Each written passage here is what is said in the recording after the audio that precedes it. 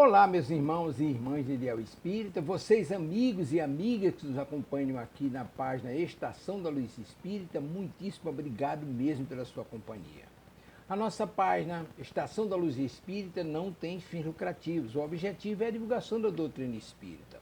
E é por isso que nós reunimos aqui esta sede de matérias espíritas para que possa atender às suas necessidades, estudo, lazer, pesquisa.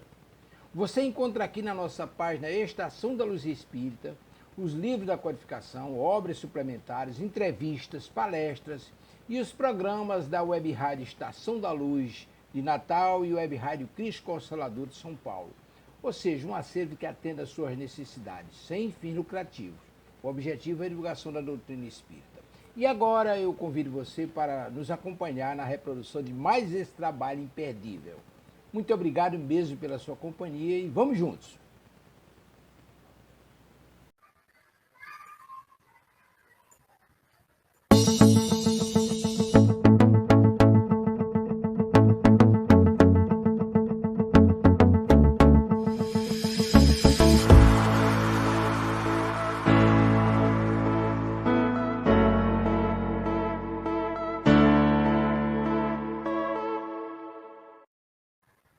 Olá, queridas amigas e amigos de Ideal Espírita. É com muita satisfação que começamos agora pela nossa Web Rádio Cristo Consolador mais um programa Vida Após a Vida. Esse programa onde nós estudamos as obras do Espírito André Luiz, ditadas ao nosso querido Francisco Cândido Xavier. Como vocês sabem, já estudamos o primeiro livro da chamada série André Luiz, da Vida no Mundo Espiritual, e agora estamos estudando o livro Os Mensageiros, que é o segundo livro da série. Bom, antes de nós iniciarmos com a nossa prece de abertura, vamos cumprimentar os amigos que já estão aqui, Então, vamos lá. Nossa querida Eronides. Oi, Eronides. Boa tarde, querida. Que bom que você está aqui, Ótimo estudo para todas nós, se Deus quiser, com certeza. Oi, Lúcia. Tudo bom, querida? Boa tarde. Muito bem.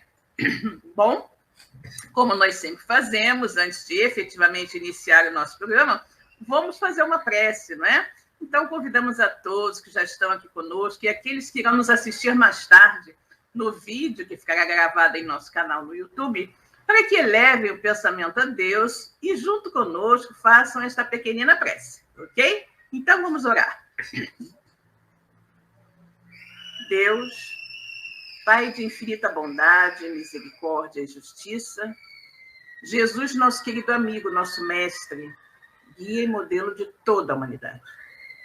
Queridos amigos espirituais que estão aqui conosco nesta tarde, mais uma vez, para nos orientar, nos intuir e nos auxiliar na compreensão de tudo o que iremos estudar.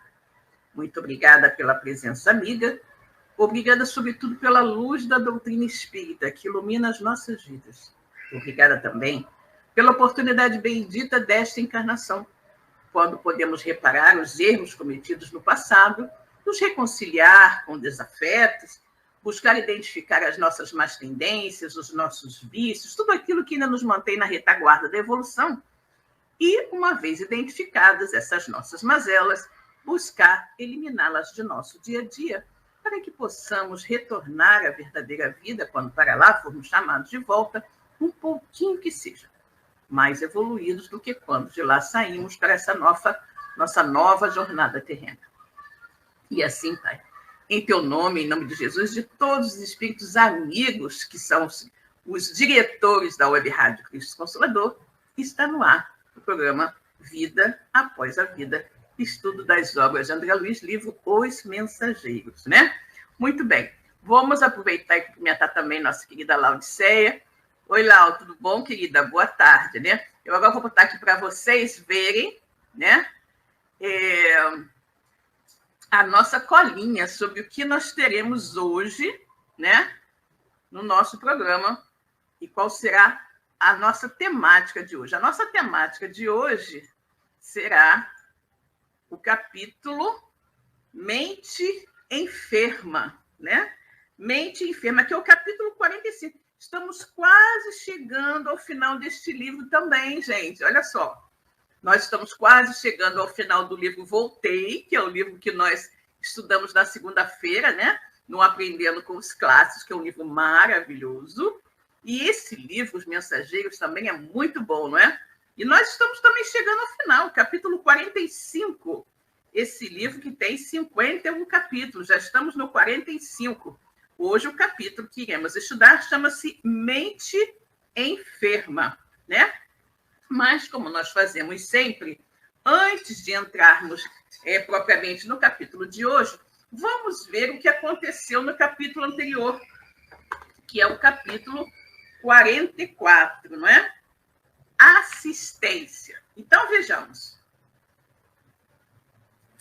Nesse capítulo 44, assistência, André ensina como deve proceder aquele que se dedica à assistência espiritual aos sofredores encarnados e desencarnados.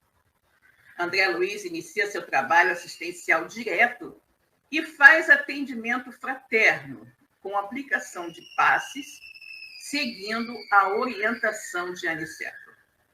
Ao pé do enfermo, o melhor remédio é a renovação da esperança. Olha que bonito, né? Ao pé do enfermo, o melhor remédio é a renovação da esperança. Realmente, nós sempre devemos dar esperança aos nossos irmãos enfermos, né? Mesmo que a situação seja difícil, complexa, mas nunca se sabe, né? Deus pode mudar os desígnios, né?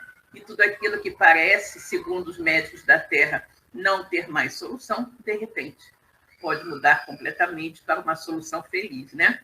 Então, Aniceto disse, ao pé do enfermo, o melhor remédio é a renovação da esperança. Aproxima-se de uma senhora desencarnada, muito abatida, que diz nada a ver, que é infeliz e que acha que vai morrer. Imagina, ela já está desencarnada e não tem noção. Inicia a aplicação de passe. Fala de Jesus, pronuncia palavras de animação e a senhora grita espantada que está enxergando novamente. Deslumbrado com o efeito positivo do primeiro atendimento, chega às lágrimas.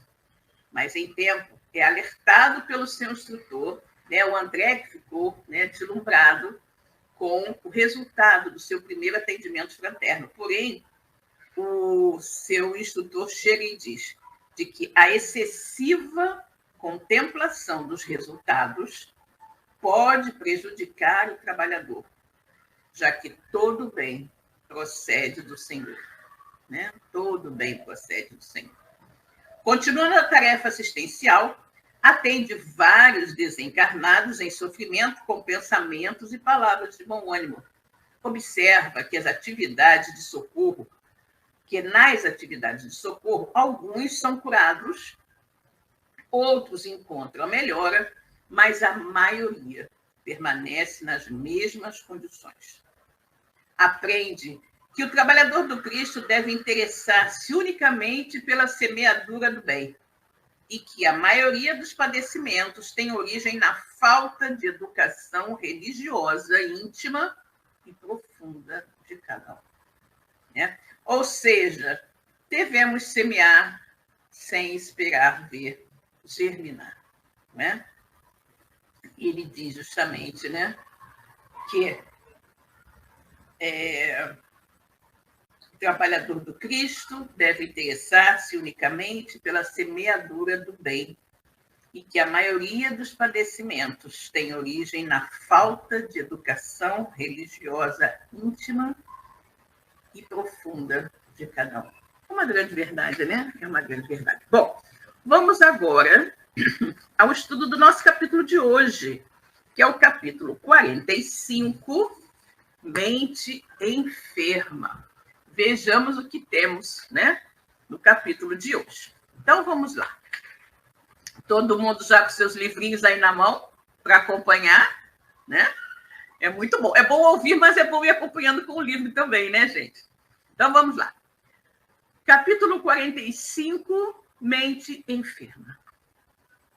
Observando e trabalhando sempre, Aniceto considerou: aqui não comparecem apenas os desencarnados enfermos. Reparem os encarnados. reparem igualmente os encarnados. Entre o nosso círculo e a Assembleia dos Irmãos Corporificados, a percentagem de trabalhadores em relação ao número de doentes e necessitados é quase a mesma. Olha o que ele diz. Aqui não comparecem apenas os desencarnados enfermos. Reparem os encarnados igualmente. Entre o nosso círculo dos desencarnados e a Assembleia dos Irmãos Purificados e os encarnados, a percentagem de trabalhadores em relação ao número de doentes e necessitados é quase a mesma. Pelo que nós podemos entender dessa colocação de Aniceto, durante o desprendimento do sono é possível que alguns encarnados também façam trabalho de assistência. Talvez a outros encarnados também, enfermos, também em desprendimento pelo sono. Porque ele diz que entre os desencarnados e os encarnados que estão ali realizando trabalhos de assistência, né? Ele diz que o número de doentes e necessitados, né, é quase o mesmo, e naturalmente de trabalhadores, né? A percentagem de trabalhadores em relação ao número de doentes e necessitados é praticamente a mesma, né? Designando um cavalheiro aprumado e bem posto, que se mantinha em palestra com o senhor Bentes, doutrinador naquele grupo, acrescentou: vejam este amigo rodeado de sombra em conversação com o colaborador de nossa irmã Isabel. Então, lembrando, estamos na casa da Isabel, não é? Naquele trabalho no culto no lar, em que eles levam os espíritos necessitados, eles são separados, lembra? Para que as vibrações dos espíritos mais assim perturbados não afetem a família, né? E aí ele está falando ali, né? Fala de um cavaleiro aprumado e bem posto que estava palestrando com o senhor Bentes, doutrinador naquele grupo, né? E disse: vejam este amigo rodeado de sombra, em conversação com o colaborador de nossa irmã Isabel. Ouçam-lhe a palavra e depois ajuizem. Ou seja, veja o que ele está dizendo, ouça o que ele está dizendo e depois deduza o que vocês acham disso que ele está falando, né? Com efeito, o cavalheiro indicado rodeava-se de pequenas nuvens, mormente ao longo do cérebro. Então, era um senhor que estava ali, que estava rodeado, né, por nuvens ao redor, basicamente, né, do cérebro, né? Ao redor, estava rodeado de nuvens sombrias, basicamente ao redor, ao longo da região do cérebro. Fixando nele a atenção, eu o ouvia distintamente. Há muito, asseverava com ênfase, frequento as reuniões espiritistas à procura de alguma coisa que me satisfaça. No entanto, e sorri irônico, ou a minha infelicidade é maior que a dos outros, ou estamos diante de mistificação mundial. Olha a colocação dele. Olha a colocação dele. Ele diz que há muito tempo ele frequentava as reuniões espiritistas à procura de alguma coisa que o satisfizesse. No entanto, aí ele vai e coloca, ou a minha infelicidade, se fazendo de vítima, né? Se fazendo assim mais infeliz que todo mundo, né? Ou a minha infelicidade é maior que a dos outros, ou estamos diante de mistificação mundial. Atento à respeitosa atitude do orientador encarnado, prosseguia orgulhoso. Então, tinha lá, né, o orientador encarnado, né, aquele, o amigo da senhora Isabel, e ele continuava falando, né? orgulhoso, né? Atento à respeitosa atitude do orientador encarnado, prosseguia orgulhoso. Tenho estudado muitíssimo, não me furtando ao crivo da razão rigorosa. Já devorei extensa literatura relativa à sobrevivência humana e, todavia, nunca obtive uma prova. A começar aquela situação, né? Lembrando que Jesus, bom seria que você não precisasse ver para crer. Lembrando Tomé, lembra? Quando Tomé só acreditou que Jesus havia retornado, quando viu Tomé e tocou na chaga de Jesus. E Jesus disse, né? Bom seria que você não precisasse ver para crer. E aqui nós temos um homem que diz que já leu muito da literatura espírita, da literatura sobre a sobrevivência humana, e, todavia, nunca obteve uma prova. Ou seja, ele falou de razão, que passar as coisas pelo crivo da razão, e ele não foi capaz de, pela lógica das coisas que ele leu, deduzir que é a realidade. Mesmo com toda essa análise, vamos dizer, que ele possa ter feito, não foi suficiente para convencê-lo. Ele deseja fatos concretos, né? O Espiritismo está cheio de teses sedutoras, mas o terreno se mostra cheio de dúvidas para ele, né? Dúvidas para ele, porque, no meu entender, o Espiritismo é absolutamente claro e deixa pouquíssimas dúvidas, né? Mas existem pessoas que elas naturalmente gostam de questionar e de duvidar de tudo. As coisas estão nitidamente diante delas, né? Transparentes, os fatos são absolutamente lógicos diante do raciocínio e da inteligência humana, mas mesmo assim ela duvida do que ela está vendo. São aquelas pessoas que duvidam dos próprios olhos, né? E aí ele continua falando, o Espiritismo está cheio de teses sedutoras, mas o terreno se mostra cheio de dúvidas. A obra de Kardec, inegavelmente, representa extraordinária afirmação filosófica. Entretanto, encontramos com Richer um acervo de perspectivas novas.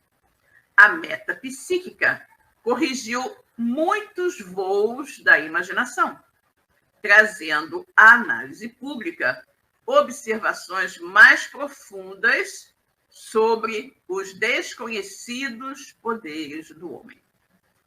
No exame dessas verdades científicas, o mediunismo foi reduzido em suas proporções. Precisamos do movimento de racionalização e ajustando os fenômenos a critério adequado. Todavia, meu caro Benz, vivemos em paisagem de mistificações sutis, distantes das demonstrações exatas. Você veja que ele é uma pessoa, com todas as colocações que ele faz aqui, ele estuda, né? Ele lê, né? Ele lê, mas ele não se convence, né? Ele lê procurando pontos. Pelo que nós podemos observar aqui pelas colocações dele, ele lê procurando pontos para que fortaleça a sua incredulidade, as suas dúvidas. Ele não quer acreditar, ele quer duvidar, né? Pelas colocações todas dele aqui. Vejamos a Lúcia. O Espiritismo reflete a fé raciocinada, não há nada que não seja lógico. Exatamente, exatamente, né? É como você lê todos os postulados espíritas, vê toda a lógica da doutrina espírita, não é? Mas, mesmo assim, você quer que um espírito se materialize na sua frente, né?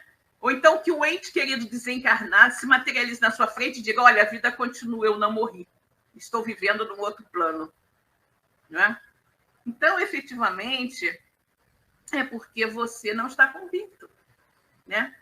Como Jesus falou, bom quando você não precisa dessas demonstrações digamos assim, materiais para acreditar, né? Você acredita porque aquilo é algo lógico, porque aquilo não ofende a sua inteligência, porque você não vê nada de anormal, né, naquelas coisas. Então, é muito, muito interessante, né? Muito, muito interessante as visões diferentes. Existe uma pessoa como este homem, que diz que estuda, mas que tem muitas dúvidas, né?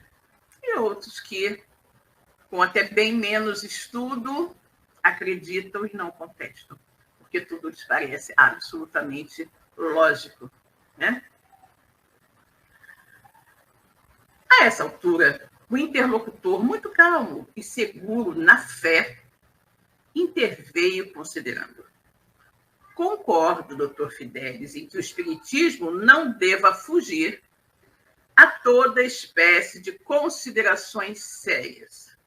Contudo, creio que a doutrina é um conjunto de verdades sublimes que se dirigem, de preferência, ao coração humano. Né? Olha que lindo que ele fala aqui. Concordo que o espiritismo não deva fugir a toda espécie de considerações sérias. Contudo, creio que a doutrina é um conjunto de verdades sublimes que se dirigem de preferência ao coração humano. É impossível auscultar-lhe a grandeza divina com a nossa imperfeita faculdade de observação, ou recorrer-lhe às águas puras com o vaso sujo dos nossos raciocínios viciados nos erros de muitos milênios. Né? Então, você observa o que ele coloca aqui. Né? Que para nós, efetivamente, bem aproveitarmos as benesses das revelações espíritas, nós precisamos também estar ao nível dessas revelações. É quando ele fala com relação ao vaso. É impossível auscultar-lhe a grandeza divina com a nossa imperfeita faculdade de observação. Ou recolher-lhe as águas puras com o vaso sujo dos nossos raciocínios viciados nos erros de muitos milênios. Exatamente. Quando você vê na doutrina espírita uma doutrina totalmente espiritual, que lhe diz que a vida verdadeira é a vida do espírito, né? Que esta vida que não é a verdadeira e que nós, enquanto estivermos na matéria, nós temos que aproveitar todas as oportunidades para purificar os nossos espíritos, nos livrando de vícios e maus pendores, né?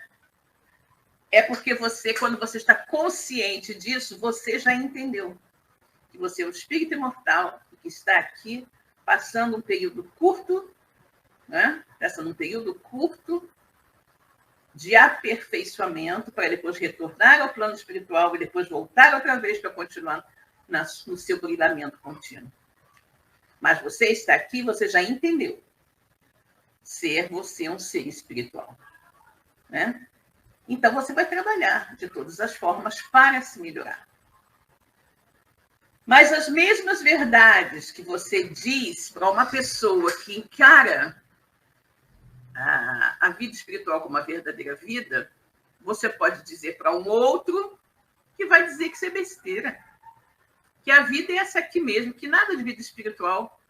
E que eu quero mais é aproveitar a vida, eu quero mais é ganhar bastante dinheiro, ser rico. Né? E o espírito deixa para lá. Vou morrer, vai ficar para lá, não é? Então, vocês entendam, né? Vocês observem a grande diferença que existe na visão destes dois espíritos encarnados. Então, é justamente o vaso, um está limpo e cristalino para receber as verdades espirituais. O outro está sujo.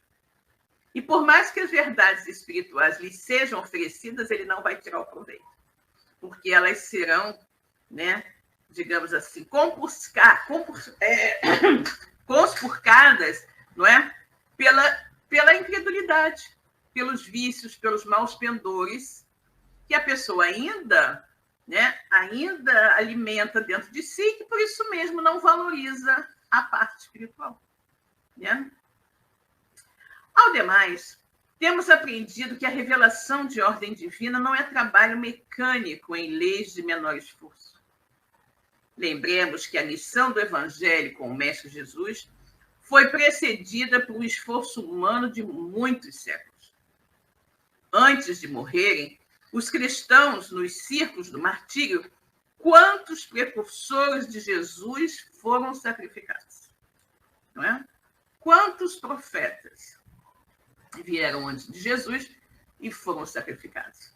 O último que temos notícia, que foi sacrificado bem junto com Jesus, seu contemporâneo, foi João Batista. Não é? Primeiramente, devemos construir o receptáculo. Em seguida, alcançaremos a bênção. Ou seja, primeiro nós precisamos nos preparar para receber a mensagem. Né?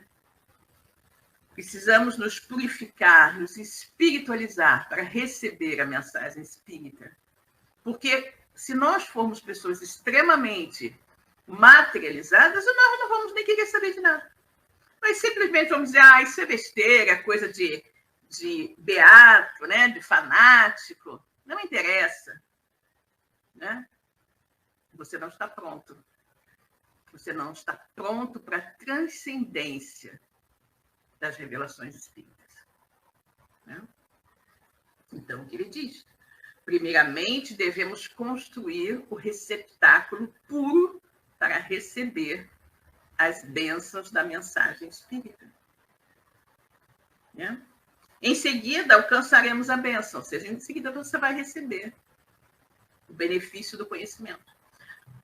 A Bíblia, sagrado livro dos cristãos, é o encontro da experiência humana cheia de suor e lágrimas, consubstanciada no Velho Testamento, com a resposta celestial sublime e pura no Evangelho de Nosso Senhor. Né? Então, você tem o Velho Testamento como uma demonstração de muitas lágrimas, suor, dificuldades, e como nessa busca pela purificação e como resposta, né, a esse trabalho de melhoria, você tem a resposta celestial, né, sublime e pura do Evangelho de Jesus. Né? É como se tudo aquilo que aconteceu e é narrado durante o Velho Testamento, né, fosse todo o trabalho de purificação da humanidade para que pudesse receber a boa nova do Cristo. Né? Boa nova do Cristo. Vejamos. Eronide está nos colocando aqui. É provável que ele não tenha lido com esforço e meditação todas as revistas espíritas de Kardec para entender de fato o percurso do missionário. Com certeza. Na verdade, Eronide, essas pessoas em geral, elas leem, mas não mergulham profundamente no que estão lendo. E elas leem muito mais buscando embasar a sua incredulidade do que fortalecer a sua fé. Né? Aí fica difícil. Quando você não quer enxergar, você efetivamente não enxerga. Né? O cavalheiro que respondia pelo nome de Doutor Fidelis sorria de modo vago, entre a ironia e a vaidade ofendida. Você veja que toda a postura dele é de quem não deseja acreditar, né? De quem está buscando fortalecer a sua incredulidade e não buscando embasar a sua fé. Bentes, contudo, não perdeu a oportunidade e continuou. Se todo serviço sério da existência humana é alguma coisa de sagrado aos nossos olhos, que dizer da expressão divina no trabalho planetário? E considerando a essência do serviço na organização do mundo, que seria de nós se um punhado de espíritos amigos e sábios nos arrebatassem a visão ampla de orbes superiores, impelindo-nos para eles precipitadamente, tão só pelo fato de nos dispensarem como indivíduos uma estima santa? Ou seja, ele está colocando aqui, né, o seguinte: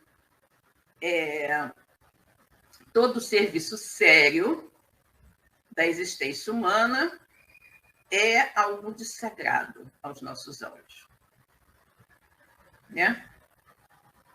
E aí ele vem e diz: que dizer da expressão divina no trabalho planetário? Ou seja, se tudo que nós fazemos a gente acha maravilhoso, imagina o que Deus fez e faz no universo, né? E considerando a essência do serviço na organização do mundo, que seria de nós se um punhado de espíritos amigos, ou seja, tudo está no seu lugar, tudo está como deve ser.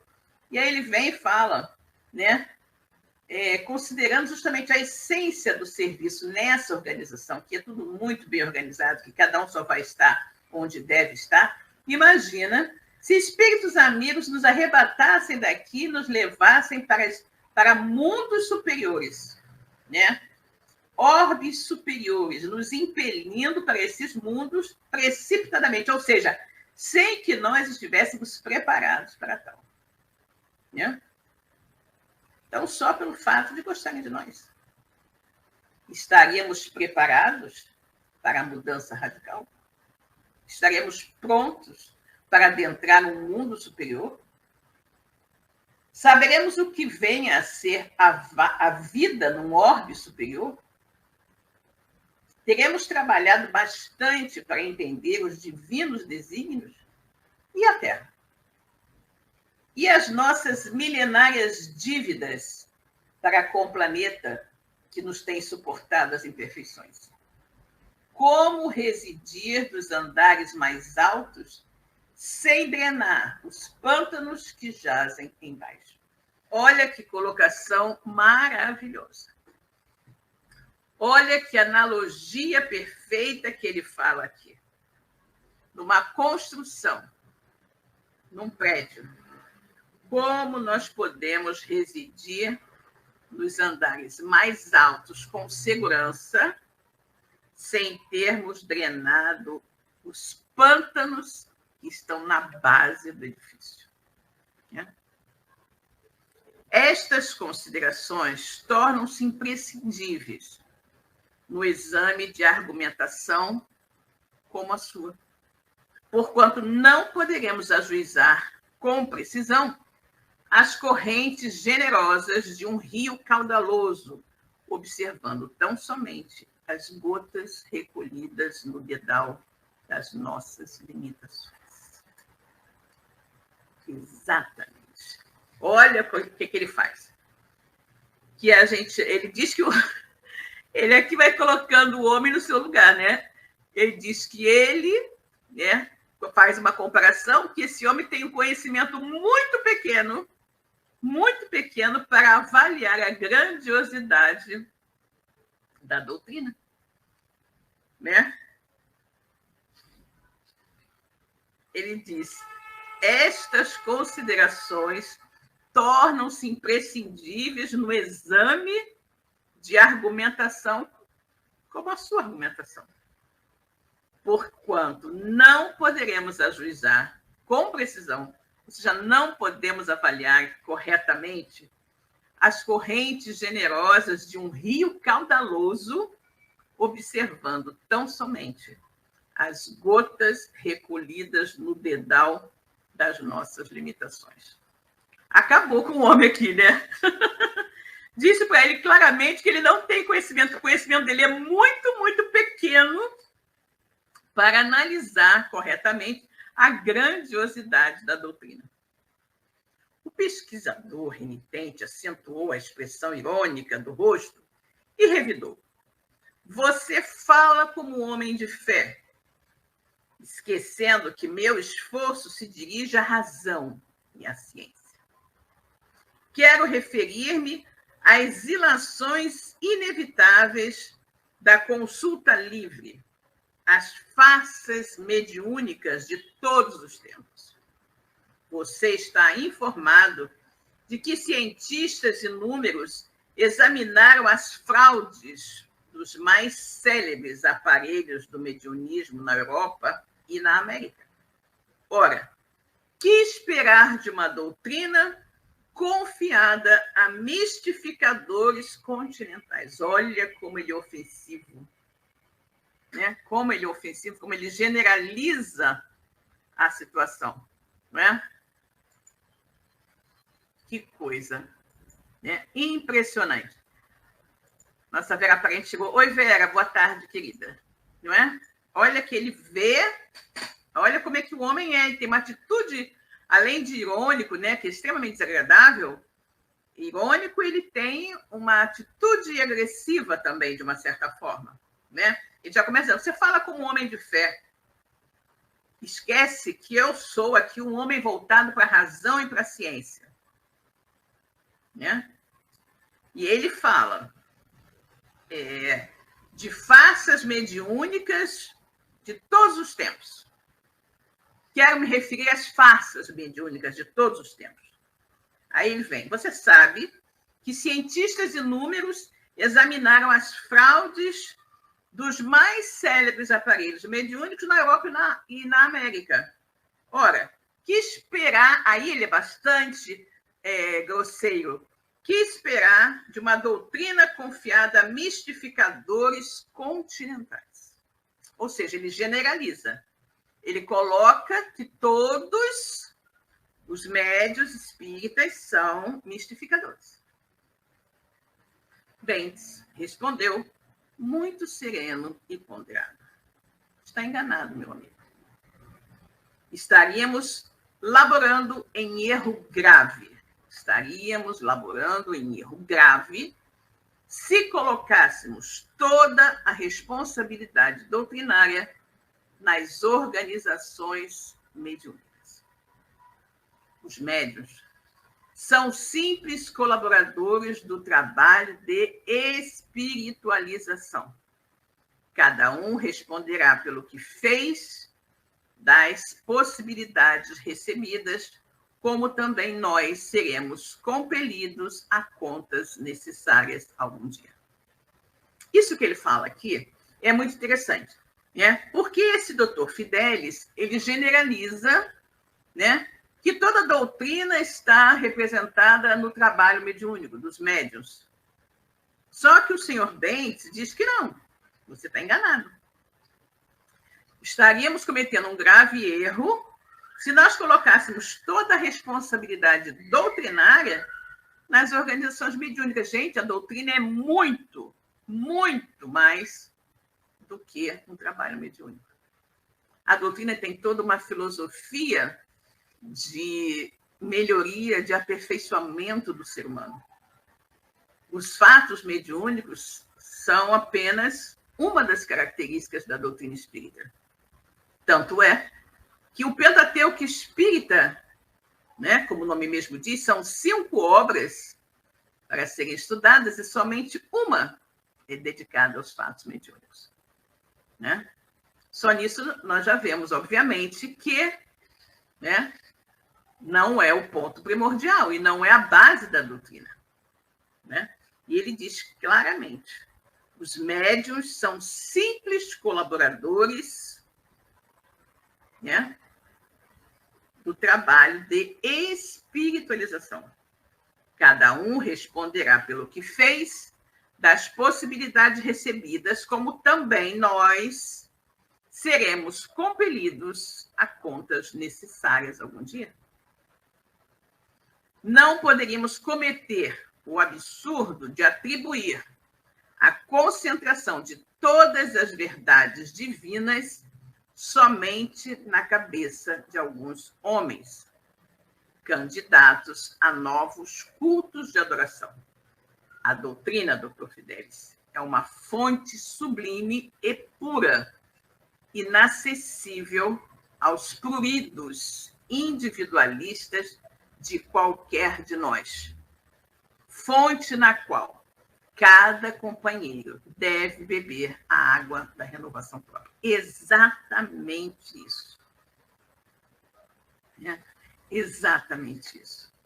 Infelizmente, nós observamos, em algumas casas espíritas, uma supervalorização da figura do médium em detrimento dos estudos, em detrimento da reforma íntima, em detrimento dos estudos que levarão o homem a meditar sobre o seu comportamento e buscar a sua melhoria, o seu crescimento moral e espiritual.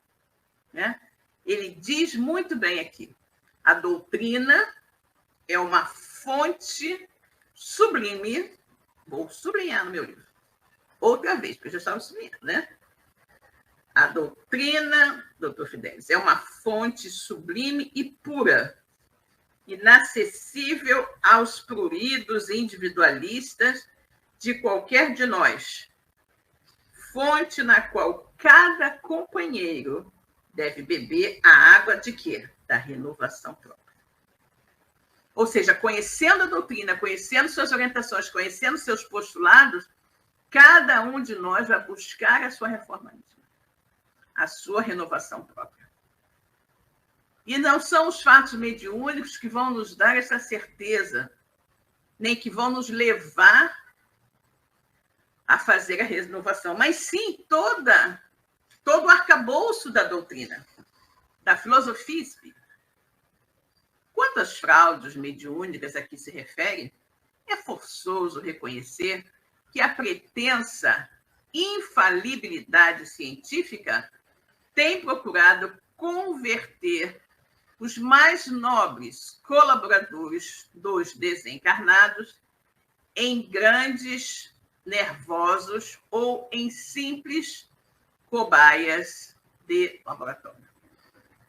Os pesquisadores atualmente batizados como metapsiquistas são estranhos lavradores que enxameiam no campo de serviço sem nada produzirem de fundamentalmente útil.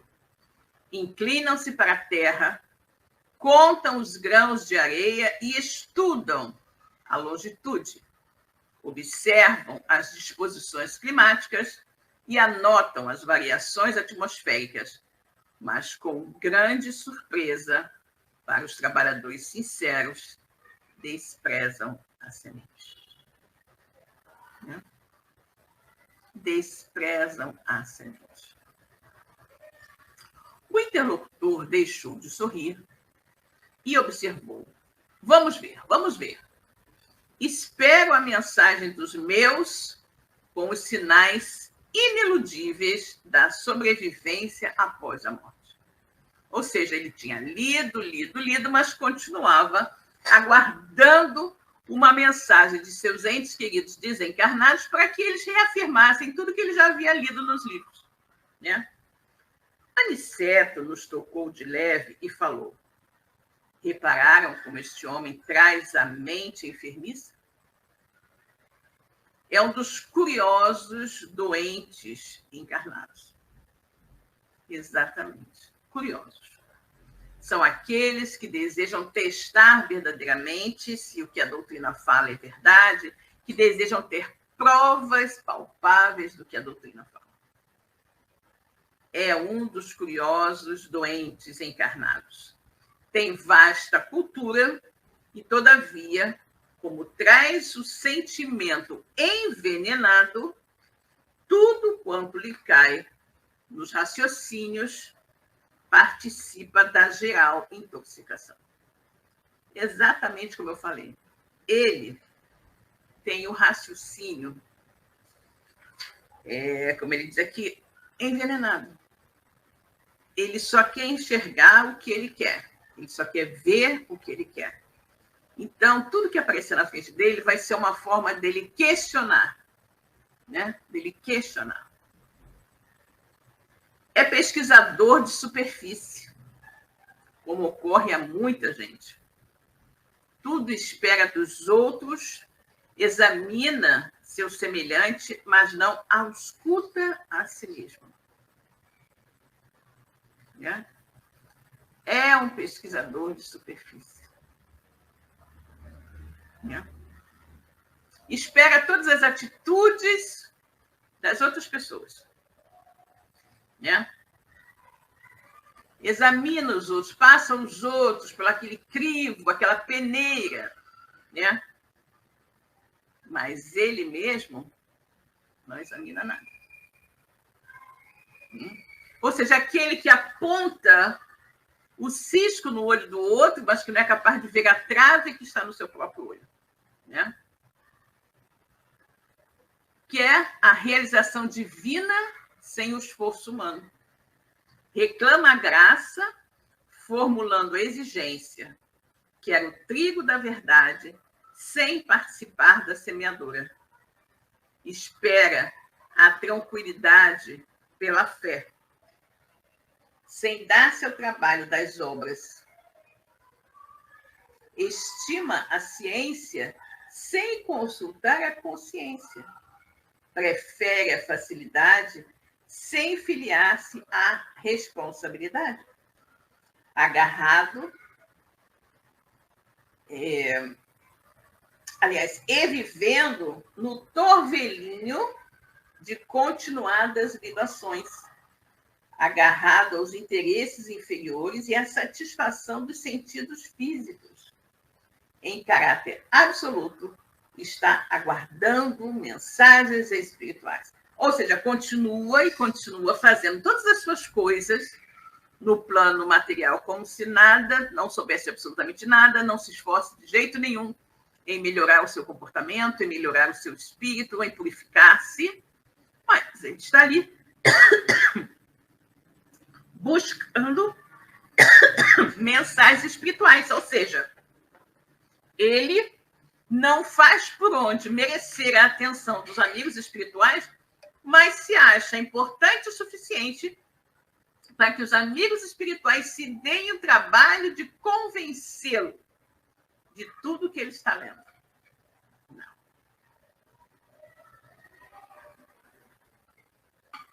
A espiritualidade superior, a espiritualidade amiga, tem coisas muito mais importantes a fazer do que ficar perdendo tempo em convencer, né, a esses orgulhosos incrédulos.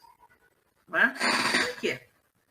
Para que a espiritualidade vai se preocupar em convencer a essas pessoas quando existem tantas outras que creem sem precisar disso? Não é? É a essas pessoas que cada vez mais a espiritualidade vai mostrar. Né? Vai mostrar as atitudes, vai mostrar as soluções, vai mostrar os caminhos. Aí vamos lembrar de outras palavras, outros ensinamentos de Jesus. Aquele que tem, mais lhe será dado. E aquele que pouco tem, o pouco que tem, lhe será tomado. Não é? Então, se você tem fé, se você acredita nos postulados espíritas, cada vez mais você vai ter demonstrações, né, de que você está correto, de que a sua fé é verdadeira, de que daquilo que você acredita é, de fato, a verdade. Agora, aquele que tem uma noção, né, e que acredita pouco, né, o pouco que ele acredita vai acabar desaparecendo também. Porque é óbvio que a espiritualidade não vai ficar se incomodando, perdendo tempo para convencer alguém arrogante, prepotente, orgulhoso, que acha que Deus e os bons espíritos devem se preocupar em convencê-lo. Né?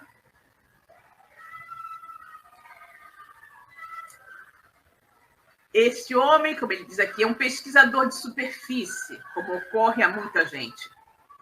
tudo espera dos outros. Examina seu semelhante, mas não ausculta a si mesmo. Quer a realização divina sem o esforço humano.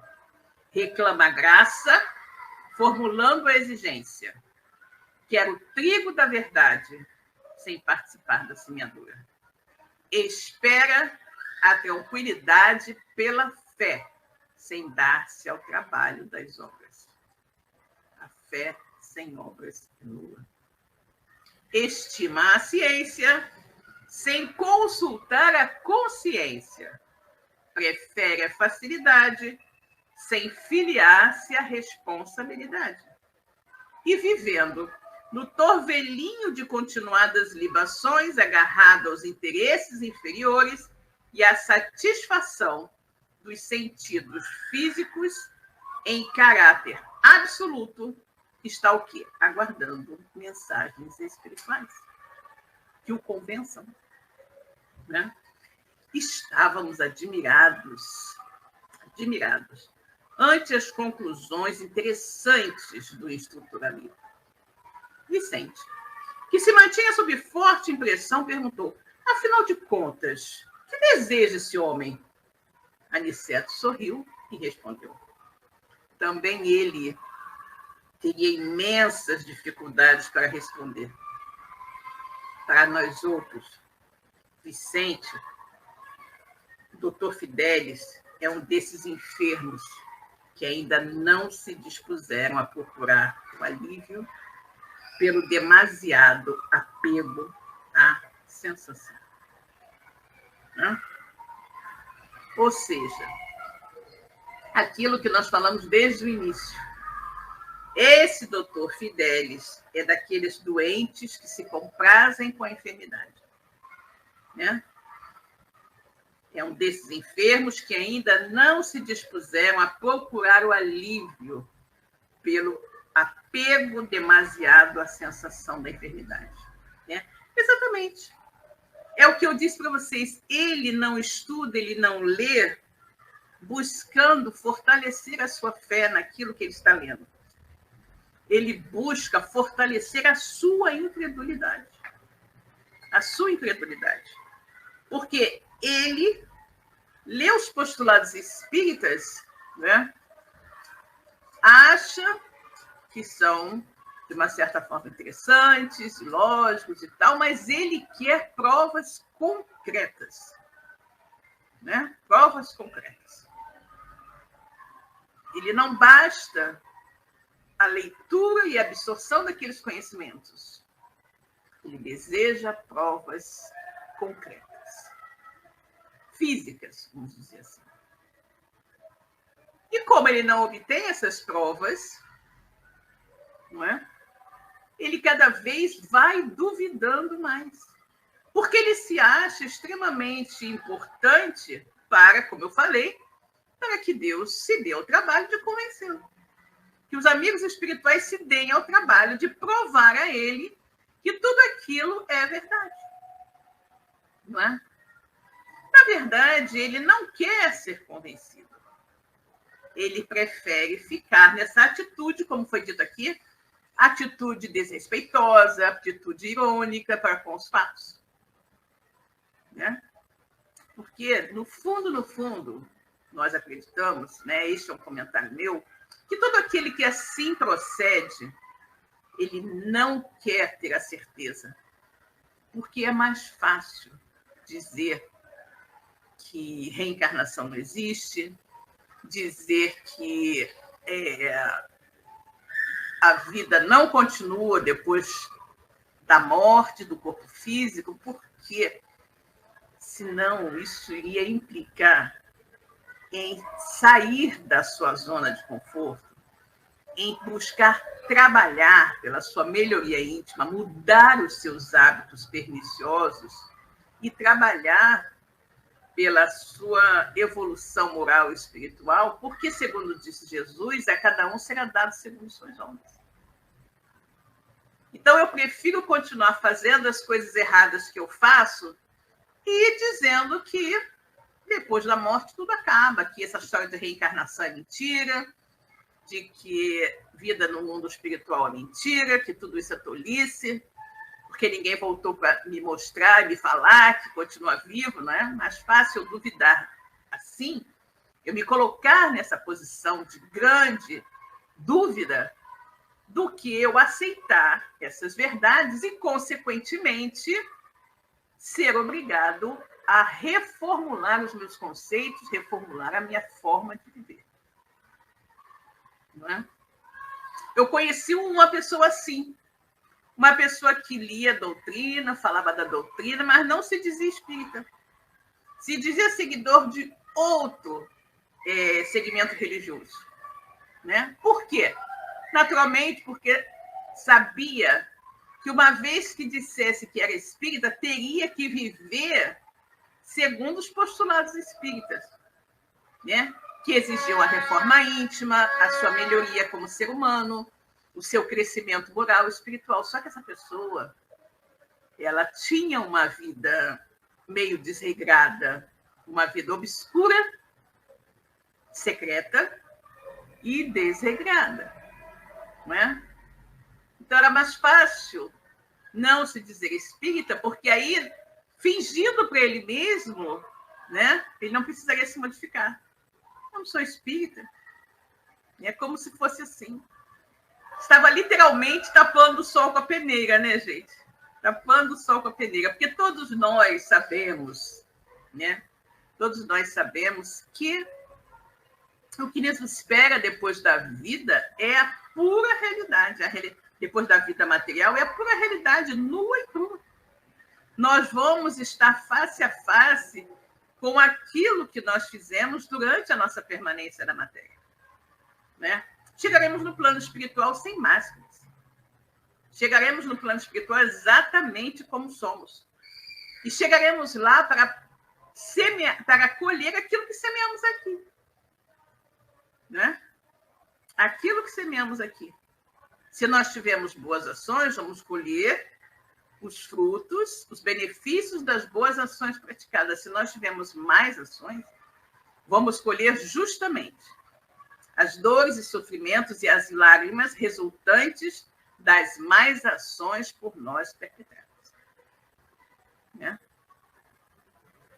E aí as pessoas preferem ficar, né, meio que se escondendo na dúvida. Elas nem passam, na negativa, melhor dizendo, nem passa pela cabeça delas o e se? E se o que esses espíritas falam é verdade? E se a vida continua? E se eu chegar do outro lado, realmente, depois que eu morrer, né? Se eu tiver realmente que prestar conta de tudo que eu fiz aqui, essas pessoas nem dão a si mesmas o benefício da dúvida, né? Porque a dúvida ia também implicar que elas tinham que se modificar, teriam que se modificar. Então, é mais fácil a negativa sistemática, porque assim elas ficam, né, resguardadas, no entender delas, pela negativa sistemática. É quase como a história da avestruz, que para fugir do perigo enfia a cabeça num buraco e fica com o corpo todo do lado de fora. Né? Mas é muito interessante isso, gente. É muito interessante como as pessoas, né, muitas pessoas, ainda hoje, agem assim. São negadores das realidades espíritas justamente para não se comprometerem com a sua reforma íntima, né? Com a sua melhoria espiritual. Mas é isso, infelizmente, esses irmãos, né, obviamente, quando chegarem do outro lado da vida, terão que ajustar, né, as suas contas com a lei, caso não tenham vivido segundo, né, as leis divinas. Okay? Bom, meus queridos, chegamos ao final do nosso programa de hoje. Espero que vocês tenham gostado das nossas reflexões sobre esse capítulo, né? Esse capítulo 45, intitulado Mente Enferma, né? E na próxima semana iremos estudar o capítulo 46, Aprendendo Sempre, que é o que nós fazemos, né? Estamos aprendendo sempre para, com mais e mais conhecimentos, podermos, né, ampliar os nossos horizontes, ok? Então, uma boa noite para todos. Fiquem com Deus e até a próxima semana. Tchau!